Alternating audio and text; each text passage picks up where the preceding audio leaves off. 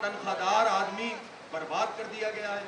Middle class लोग अपनी survival की जंग लड़ते लड़ते हैं, बिल्कुल आखिरी हिचकियां ले रहे हैं। ये बताओ कि तुमने अपने इंतजामी अखराजात में 25% इजाफा क्यों किया? ये बताओ कि तुम अपनी मराहत छोड़ने के लिए क्यों तैयार नहीं हो? एक मखसूस तबका है, फौज में भी है, ब्यूरोक्रेसी में भी है, सियासतदानों में भी है, जजेस में भी है। उनकी बिजली फ्री, उनकी गैस फ्री, उनका पेट्रोल फ्री, उनकी गाड़ी फ्री, उनकी रिहाइश फ्री। बहुत तमाशा हो गया, अब इन्हें अपनी मराहत छोड़नी पड़ेगी। अब पानी बहुत सरों से ऊपर गुजर चुका है, आ रहा है।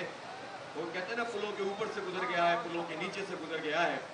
मसला ये है कि तनख्वाहदार आदमी बर्बाद कर दिया गया है, गरीब आदमी को तो उन्होंने पहले ही फारिग कर दिया है। मिडिल क्लास लोग अपनी सर्वाइवल की जंग लड़ते लड़ते हैं, बिल्कुल आखिरी हिचकियां ले रहे हैं। और अब तो सूरत हाल ये हो गई है कि इन बिजली के बिलों ने, इन बमों ने, जो सनतकार हैं, जो ताजिर हैं, जिनके पास बहुत सरमाया है, वो भी अपनी मिलें बंद करने पर मजबूर हो गए हैं।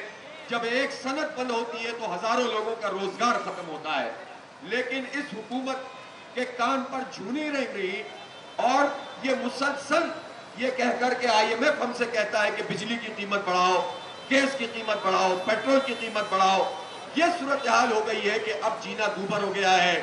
ऐसी सूरत हाल में अब चंद रास्ते हैं लोगों के लिए। एक रास्ता वो है कि लोग आपस में लड़ने लगे। कल आपने गुजरांवाला का वाकया देखा, जिसमें एक भाई ने बिजली के बिल की वजह से अपने छोटे भाई को कत्ल कर दिया। इतना कड़ी जुर्म कर दिया।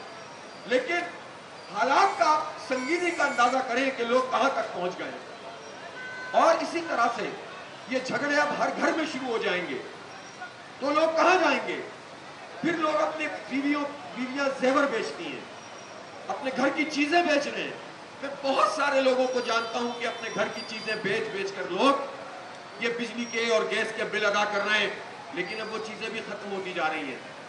आप बताएं कि ये लोग बिल कहां से अदा करेंगे और लोगों के साथ ये सलूक ये क्या कर रहे हैं?